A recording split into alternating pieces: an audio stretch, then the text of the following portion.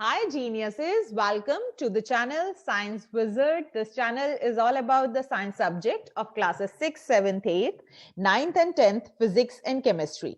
If you are new to my channel, you can subscribe to the channel for more science videos, and if you like the explanation, then please press the like button and you can share this video with your friends, family and the classmates.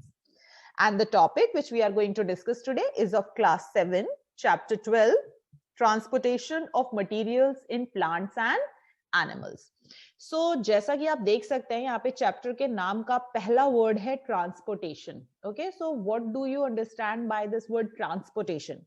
So transportation means कोई भी चीज transport करना. Transport करने का मतलब क्या है? किसी भी चीज को कैरी करना एक जगह से दूसरी जगह पर. तो कोई भी चीज अगर एक जगह से दूसरी जगह पर कैरी करके पहुंचाई जाती है तो हम उसको कहते हैं ट्रांसपोर्ट.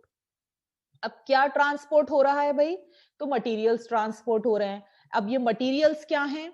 तो अगर आप देखेंगे तो जनरली हमारे बॉडी में मटेरियल्स क्या हो सकते हैं? जो वेस्ट प्रोडक्ट है, या फिर जो हम ऑक्सीजन ब्रीथ कर रहे हैं, या फिर जो हम खाना खा रहे हैं. तो सपोज आपने ऑक्सीजन को ब्रीथ किया, ओके, और वो ऑक्सीजन आपके लंग्स तक पहुंचा. फिर वो ऑक्सीजन आपके बॉडी के हर सेल तक कैसे पहुंचता है? Through the transportation system. ठीक है, आपने ये देखा हुआ है प्लांट्स में कि जो रूट्स हैं, आप जो वाटरिंग करते हो प्लांट्स में वो मिट्टी में करते हो, सॉइल में करते हो. ठीक है, और वो जो प्लांट्स हैं उस वाटर को यूज करते हैं. जो लीव्स होते हैं बेसिकली प्लांट्स के, वो वाटर को यूज करके फोटोसिंथेसिस प्रोसेस करते हैं और फूड प्रिपेयर करते हैं. तो सॉइल से वो जो वाटर है वो लीव्स तक कैसे पहुंचता है, वो कैसे ट्रांसपोर्ट हो रहा है. ओके, सो बेसिकली इसके बारे में हम पढ़ेंगे कि कैसे ट्रांसपोर्टेशन होता है मटेरियल का प्लांट्स और एनिमल्स में. नाउ इससे एक और क्वेश्चन अराइज होता है, वो ये है कि क्या जरूरत है किसी भी चीज को आपके बॉडी में ट्रांसपोर्ट करने की. ठीक है, क्यों ऑक्सीजन को ट्रांसपोर्ट करें आपके बॉडी में? ठीक है, या फिर वाटर क्यों ट्रांसपोर्ट हो in different parts of the plants? क्यों लीव्स तक पहुंचाना है वाटर को? तो अगर आप देखेंगे तो ये ट्रांसपोर्टेशन प्रोसेस इसलिए जरूरी है क्योंकि जो किसी भी ऑर्गेनिज्म की जो बॉडी होती है, ठीक है, उसको एनर्जी की जरूरत होती है टू डू वर्क. और एनर्जी कहां से मिलेगी?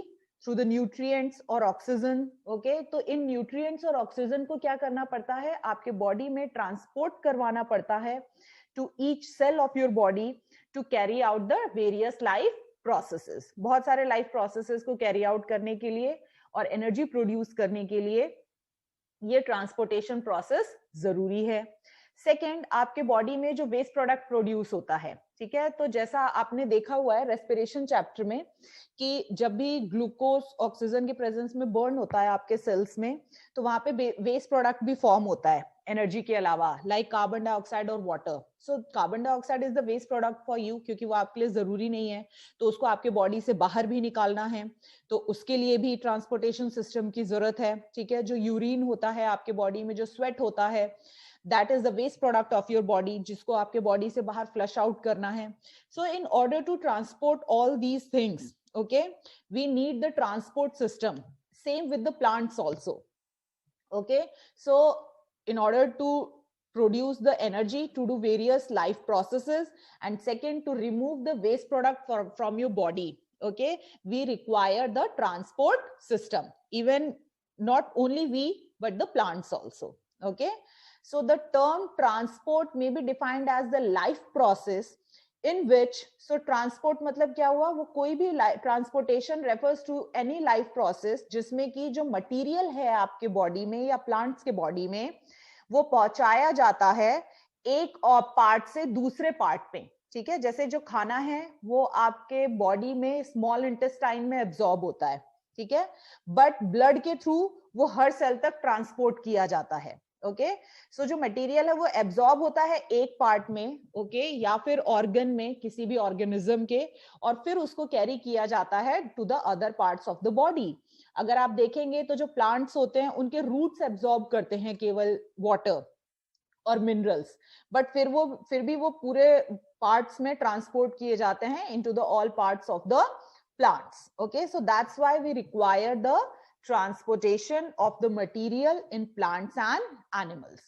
Now we are going to discuss the transportation of material in plants first. सो अब प्लांट्स में क्या क्या चीजें ट्रांसपोर्ट होती हैं? तो the first thing is that plants take up water and dissolved mineral from the soil through their roots and transport it to their leaves. तो क्योंकि मैंने अभी बताया आपको कि जब भी आप पानी डालते हैं प्लांट्स में तो वो आप सॉइल में डालते हैं, जो मिनरल्स होते हैं वो कहाँ पे होते हैं? सॉइल में होते हैं, ठीक है। तो ये जो भी वाटर और मिनरल है इसकी जरूरत होती है किसको? लीव्स को, in order to prepare the food. तो ये लीव्स तक रूट से कैसे पहुंचते हैं? थ्रू द ट्रांसपोर्टेशन प्रोसेस, ठीक है। सेकेंड, जो लीव्स हैं वो वाटर और मिनरल को यूज करके by the photosynthesis process basically food prepare करती हैं। तो जो लीव्स फूड प्रिपेयर करती है दैट इज द ग्लूकोज, ठीक है, जो कि प्लांट्स के द्वारा यूज किया जाता है in order to for the different life processes जो कि उनके बॉडी में होते हैं। और जो भी एक्स्ट्रा ग्लूकोज बच जाता है after the use of the plants वो एज अ स्टार्च स्टोर हो जाता है into the different parts of the plant. अब वो जो फूड है वो सिर्फ ग्रीन प्लांट्स में लीव्स में प्रिपेयर होता है, बट वो हर पार्ट तक कैसे पहुंचता है? Through the transportation process. तो सिमिलरली जो फूड प्रिपेयर होता है बाय द ग्रीन प्लांट्स वो भी ट्रांसपोर्ट किया जाता है to all parts of the plant body. So यहाँ पे वाटर और मिनरल को ट्रांसपोर्ट करने के लिए to the different parts of the body you require the transportation system. और जो फूड प्रिपेयर होता है ग्रीन लीव्स के द्वारा उसको भी प्लांट के हर पार्ट तक पहुंचाने के लिए आपको ट्रांसपोर्टेशन सिस्टम की जरूरत है। सो इसका मतलब हम ये समझ गए हैं कि प्लांट्स को भी ट्रांसपोर्टेशन सिस्टम की जरूरत है कैरी करने के लिए वाटर, मिनरल और food to the different parts of the body. अब प्लांट्स ये कैसे कर पाते हैं? तो प्लांट्स के पास बहुत ही वेल डेवलप्ड ट्रांसपोर्ट सिस्टम होता है और इस सिस्टम को हम वैस्कुलर सिस्टम कहते हैं, ठीक है। तो प्लांट्स जो हैं वो वाटर हो या मिनरल हो या फिर जो फूड प्रिपेयर होता है ग्रीन लीव्स के द्वारा वो डिफरेंट पार्ट्स में इसीलिए पहुंचा पाते हैं क्योंकि they have the vascular system for the transportation. Now, what does this word vascular means? Vascular means the pipe system. अब इसको बहुत ही सिंपल लैंग्वेज में अगर मैं आपको समझाऊं तो आपने देखा होगा कि आपके बाथरूम में अलग पाइप है, आपके किचन में अलग पाइप है, ठीक है। आपका जो भी बालकनी है वहां पे अलग पाइप है, ठीक है। बट सारी पाइप जो हैं वो फाइनली आके एक मेन पाइप में कनेक्ट होती हैं एंड वो जाके सीवर में कनेक्ट होता है, ठीक है। सो इसको हम कहते हैं पाइप सिस्टम जिसके थ्रू चीजें ट्रांसपोर्ट हो रही हैं, ओके। सो सिमिलरली जब आपके घरों में पानी आता है तो एक मेन पाइप होती है जहां से पानी आ रहा है, ठीक है। फिर वो आता है आपके घर में, जो आपके घर की पाइप होती है उसमें एंटर होता है और फिर उसमें एंटर होने के बाद भी वो डिफरेंट, बाथरूम की अलग पाइप है, किचन की अलग पाइप है, आपके बालकनी की अलग पाइप है, हर जगह वो पानी पहुंचता है।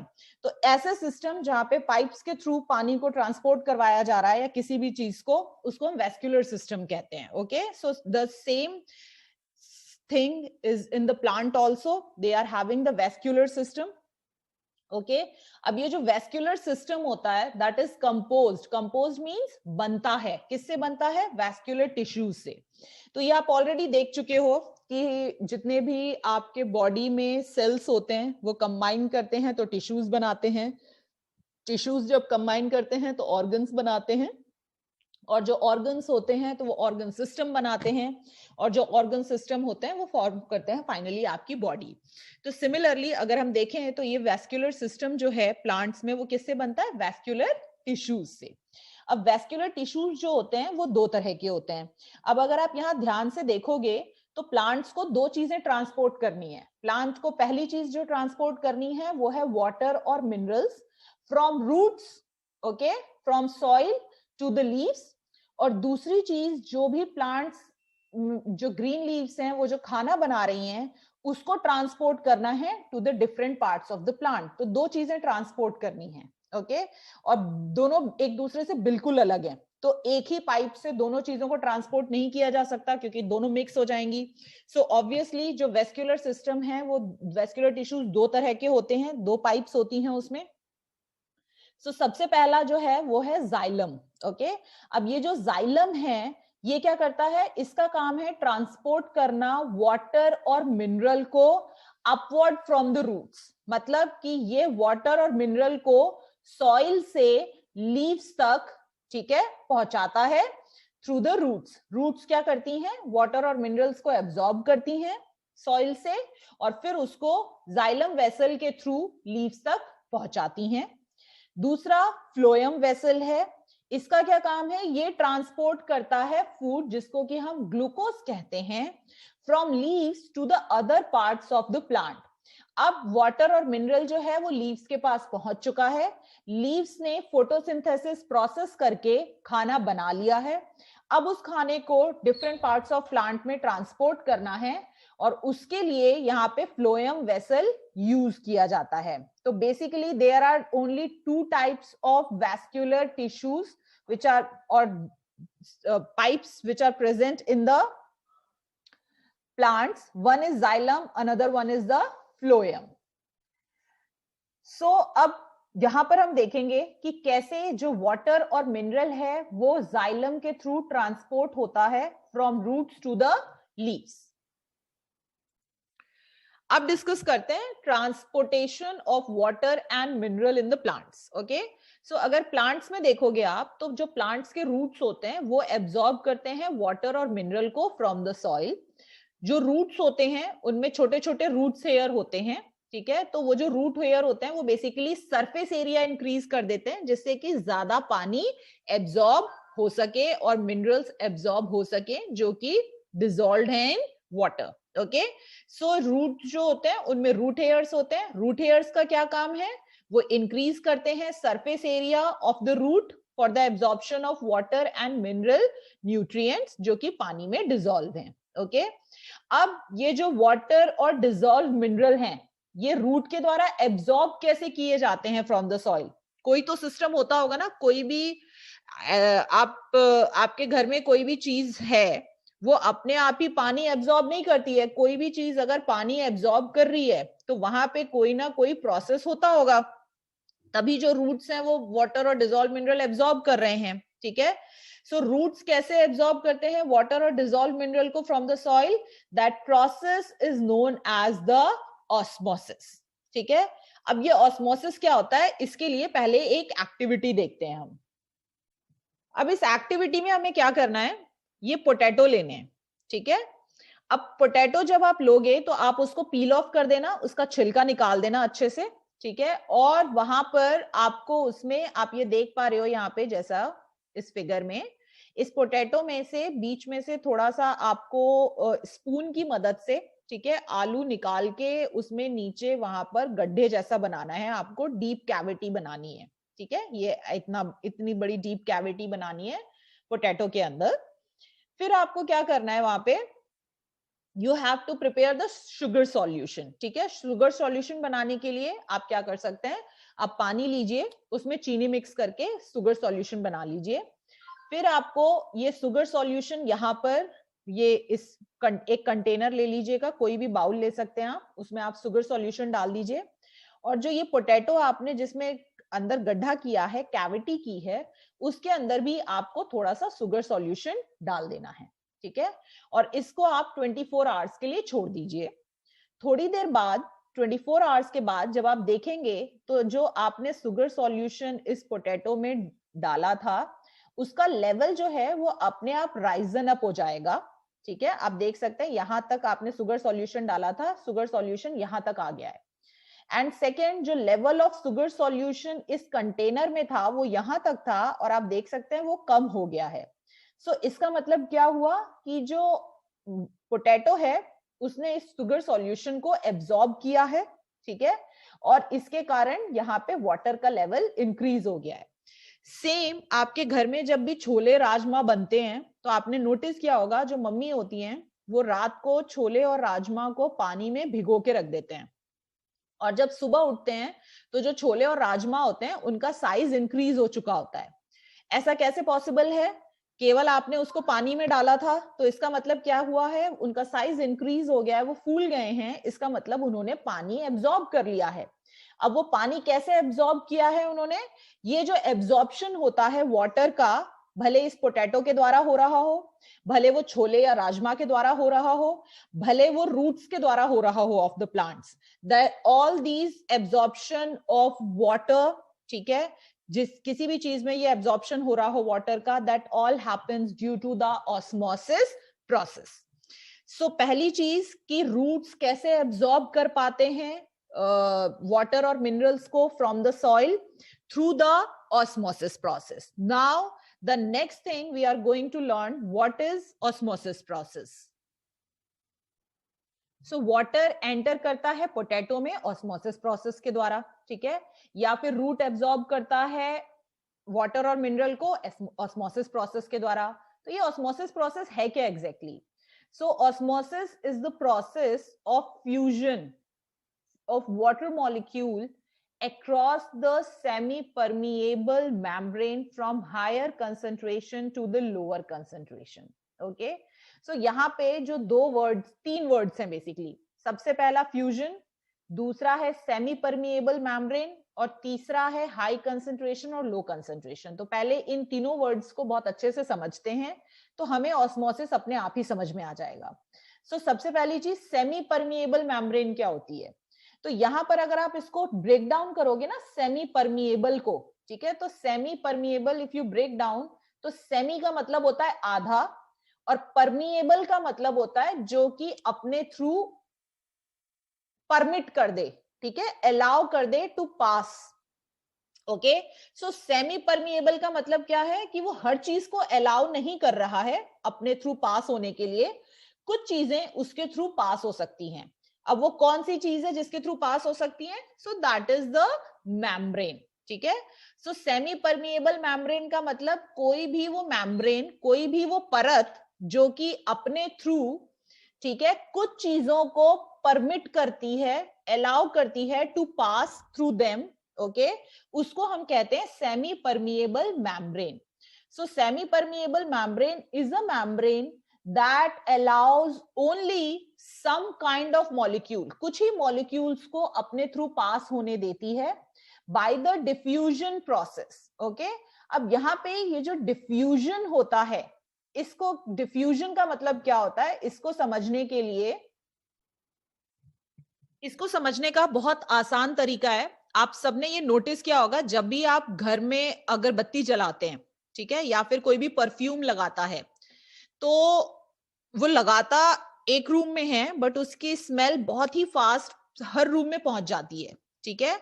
अब जहां पे आपने अगरबत्ती जलाई है या फिर सो डिफ्यूजन देखते हैं. What is diffusion? ठीक है, सो डिफ्यूजन जो होता है, डिफ्यूज होना, ठीक है, डिफ्यूज मतलब कि मूवमेंट होता है पार्टिकल्स का from the area of high concentration to the area of low concentration. ठीक है, अब हाई कंसंट्रेशन का मतलब होता है कि जहां पे उन पार्टिकल्स की मात्रा ज्यादा है वहां से वो लो कंसंट्रेशन मतलब जहां पे मात्रा कम है वहां जाते हैं. ठीक है, तो कोई भी सब्सटेंस जब हाई कंसंट्रेशन मतलब जहां पे उसकी मात्रा ज्यादा है वहां से लो कंसंट्रेशन की तरफ मूव करता है, इस प्रोसेस को डिफ्यूजन कहते हैं. तो डिफ्यूजन जो होता है वो जनरली लिक्विड्स और गैसेस में होता है, और इसीलिए पॉसिबल है लिक्विड्स और गैसेस में क्योंकि जो लिक्विड और गैस के मॉलिक्यूल्स होते हैं वो बहुत ज्यादा टाइटली पैक्ड नहीं होते हैं. ठीक है, लिक्विड के थोड़े टाइटली पैक्ड होते हैं, गैस के तो बहुत ज्यादा लूजली पैक्ड होते हैं, तो they can easily move, okay, from one place to another. So इसीलिए जो पार्टिकल्स होते हैं लिक्विड और गैस के वो रैंडमली मूव कर सकते हैं एक जगह से दूसरी जगह पर, और इसीलिए जो डिफ्यूजन है प्रोसेस अकर करता है इनटू द लिक्विड्स और gases. Okay, so basically osmosis एक प्रोसेस है जिसमें फ्यूजन होता है वाटर मॉलिक्यूल का. ओके, तो फ्यूजन मींस मूव हो रहा है वाटर मॉलिक्यूल कहां से कहां, from high concentration to low concentration, और वो मूव किसके थ्रू कर रहा है, through the semi permeable membrane. So जब भी कोई सब्सटेंस मूव करता है through the semi permeable membrane from higher concentration to the low concentration, उसको हम ऑस्मोसिस कहते हैं.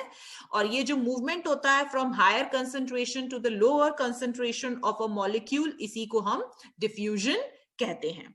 अब हम बात करते हैं कि जो रूट्स होते हैं ओके सॉइल में, वो कैसे एब्जॉर्ब करते हैं ओके वाटर और मिनरल्स को from the soil.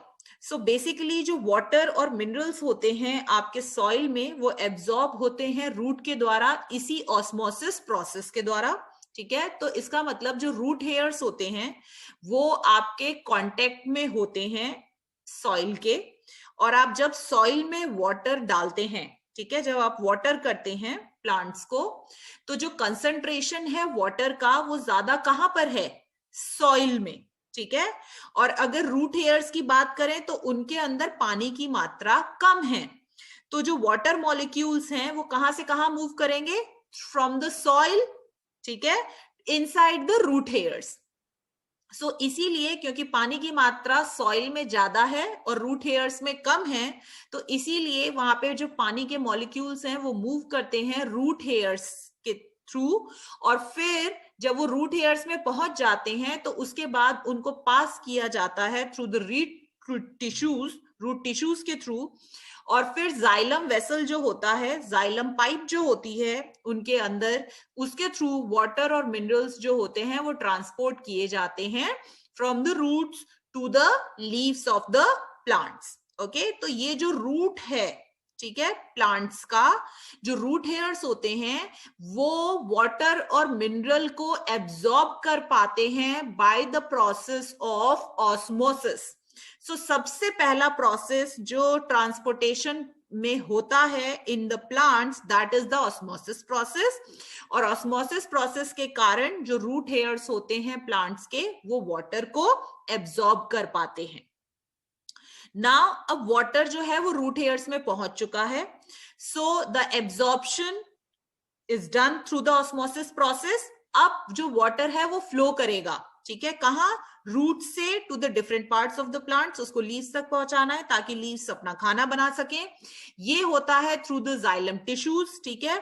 Xylem tissues क्या है, they are the continuous network of channel, means कि एक कंटिन्यूअस नेटवर्क ऑफ चैनल मतलब एक पाइप है जो कि कनेक्ट करती है रूट को टू द लीव्स, ठीक है, through the stems and branches, और इन्हीं के थ्रू जो वाटर है वो फ्लो करके रूट से लीव्स तक पहुंचाया जाता है, और इस ढंग से वाटर और मिनरल जो है वो ट्रांसपोर्ट होते हैं to the different leaves of the plants, ठीक है।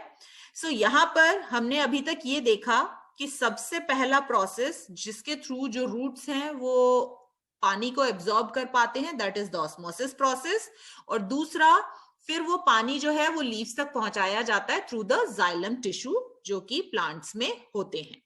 अब यहाँ पे एक बहुत ही इंपॉर्टेंट क्वेश्चन अराइज करता है, अगर आप देखोगे तो जब कोई भी चीज गिरती है तो वो हमेशा ऊपर से नीचे की तरफ गिरती है due to the gravitational force of the earth, but अगर आप यहां देखोगे तो जो पानी है वो आप धरती में डाल रहे हो और वो अगेंस्ट द ग्रेविटी लीव्स तक पहुंच रहा है, तो ये कैसे पॉसिबल है। ओके, सो इसके पीछे क्या सिस्टम काम करता है उसके बारे में मैं नेक्स्ट वीडियो में कवर करूंगी। सो आई होप आपको ये टॉपिक समझ में आया हो, और अगर आपको कोई भी डाउट है कहीं पर भी तो you can ask the question in the comment section, मैं आपको जरूर रिप्लाई करूंगी। And I hope you enjoyed the video. Till we will meet in the next video. Till then, take care. Bye bye.